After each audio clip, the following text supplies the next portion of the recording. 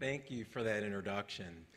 Whenever I get introduced and people talk about kind of what I've achieved so far in my life, I want everybody to know it wasn't always kind of up and to the right in my career. And I think back to being in second grade. I grew up in a town about 20 miles outside of Detroit, and my parents scraped and struggled to send my sister and I to private school. And when second grade was over, the teacher went to my mom and said, "Mr. Baker, Mrs. Baker, we love having Frank in our class. He's wonderful, he gets along well with all the other kids, but I'm worried that he's not really developing at the right pace educationally. And so it may make sense to hold him back for a year and have him repeat the second grade."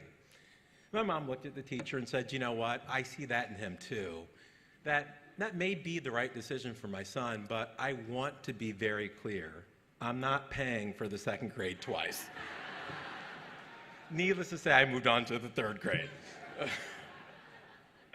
The clubhouse. I had the fortune of going and visiting it a couple weeks ago and meeting some of the honorees tonight, and all I can say is, wow, it's incredible. It's incredible what a little help does to change the trajectory of these kids, and we clearly need more of it. When you look at the fate today of kids coming from low-income homes, kids of color, you see it in the numbers, in the incarceration rates, in the high school graduation rates, and where they go with their careers and the incomes they're able to earn. And a lot of that can be fixed with more programs like the Clubhouse. And these programs work. I benefited from being one of these programs. I needed help in my career as well. As mentioned in my introduction, I'm on the board of Sponsors for Educational Opportunity. When I was in college, through SEO, I got a summer job at Goldman Sachs as part of an initiative to diversify investment banking. I went on from there to join the Mergers and Acquisitions Department, and that's what launched my career into private equity.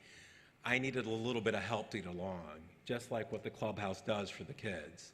I firmly believe, and I think it's critical to our country, that every kid, irrespective of their race, irrespective of their religion, or irrespective of their background, feel like they can partake in the American dream, for whatever that means. Graduating from high school, getting a job, going to college, being a doctor, being a lawyer, so nobody feels like they're being left behind. And it feels like in our country today, those really benefiting from the American dream is that top 10%, which tends to be white males. And that has to change. It needs to be far more diverse.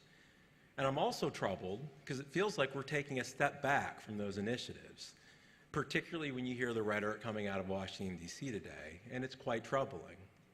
I feel like on a daily basis I'm having more heated debates around the importance of diversity. And I've gotten to a point where I hit pause on these arguments and I say, let's stop debating the pros and cons of diversity. Why don't you dust off that business plan that supports the benefit of homogeneity? Why don't you prove that to me first? It takes the conversation in a much different direction. In concluding here, and with our ambassadors in the back and all the kids that are here tonight to celebrate this event, I want to leave my last words for you.